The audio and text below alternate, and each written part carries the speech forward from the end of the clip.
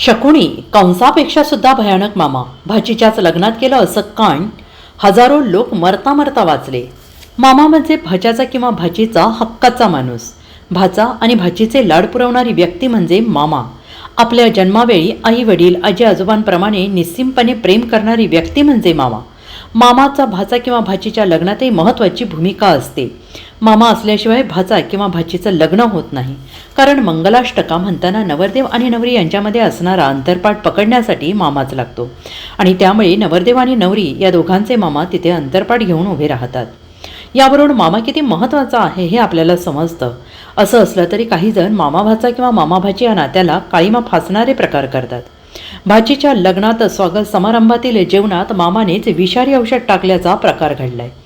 कोल्हापूरच्या पन्हाळा तालुक्यातील उतरे येथे ही घटना घडली. आपल्या मर्जीविरोधात भाचीने आठवड्यापूर्वीच गावातील मुलासोबत पळून जाऊन लग्न केल्याने बदनामीच्या रागातून मामाने हे कृत्य केले.